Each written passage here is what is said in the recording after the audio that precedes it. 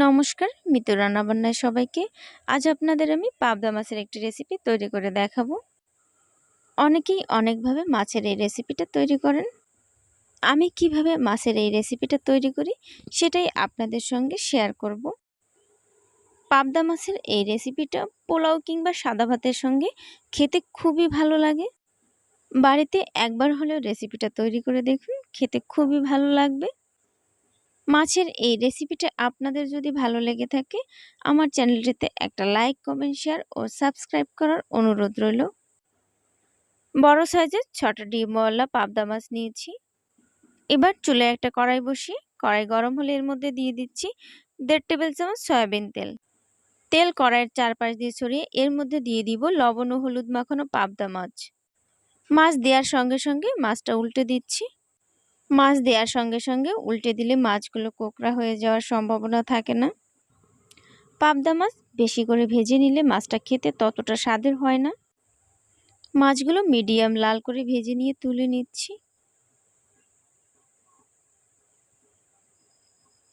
একই পদ্ধতি অবলম্বন করে একটা মাছ দিয়ে আবারও আমি উল্টে দিচ্ছি। এভাবে সমস্ত মাছগুলো ভেজে নিচ্ছি।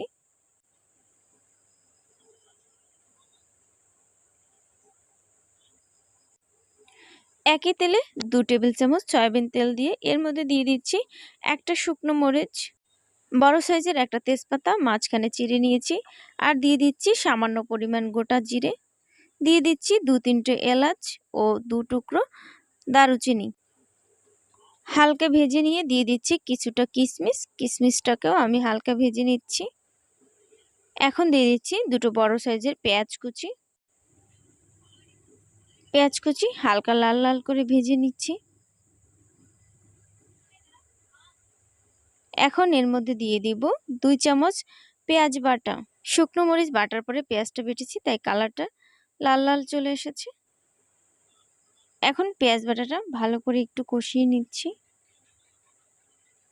কষিয়ে নেওয়া হয়ে গেলে এর মধ্যে দিয়ে দিব 1 চামচ আদা রসুন বাটা।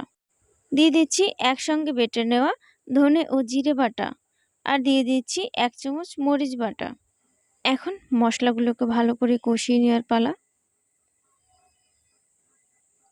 কষানো হয়ে গেলে এর মধ্যে দিয়ে দিচ্ছি 1/2 চামচ লবণ। মশলা যাতে পুড়ে না যায় এর জন্য দিয়ে দিচ্ছি সামান্য একটু জল। জল দিয়ে আরও কিছু সময় মশলাটাকে ভালো করে কষিয়ে নিচ্ছি। কষিয়ে নেওয়া হয়ে গেলে এর মধ্যে দিয়ে দিচ্ছি 4টা কাজু বাদাম বাটা।